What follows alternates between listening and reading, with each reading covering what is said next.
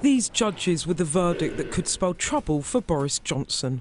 The advice given by the government to Her Majesty the Queen to prorogue Parliament from 9th September to 14th October was unlawful, and that therefore the prorogation itself is unlawful. Scotland's highest court ruled his suspension of the Commons was an unlawful tactic to frustrate Parliament. The case heard in Edinburgh after more than 70 parliamentarians decided to take on Mr Johnson in the courts if they couldn't in the Commons. This was a plot by Boris Johnson, Jacob Rees-Mogg and others to prevent us representing our constituents' views and to prevent them, prevent us scrutinising them as they try to take us through a back door towards a no-deal Brexit. And so we feel utterly vindicated.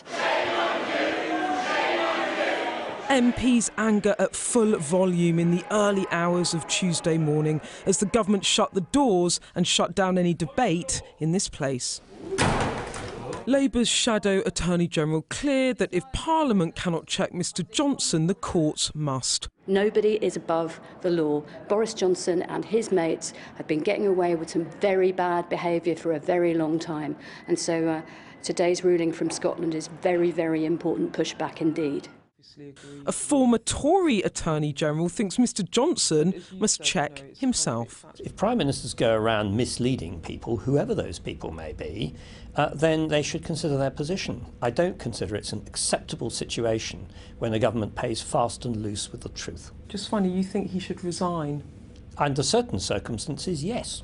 The PM responded, but not to journalists, instead taking pre-selected questions from friends on Facebook. How do you explain to the British people that you are now the leader of an authoritarian regime? Why is homegrown authoritarianism better than EU rule? Well, Emma, I must respectfully disagree with you in your characterisation of this government.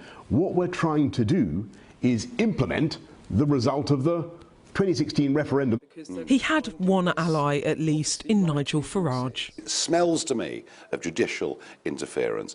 Any government, particularly with a new Prime Minister and a new cabinet, should be able to put forward a Queen's speech.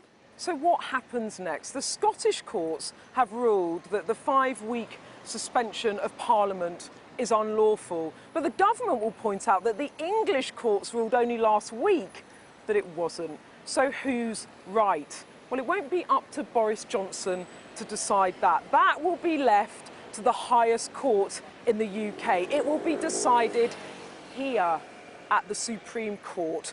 And the showdown, when it comes next Tuesday, will be hugely significant.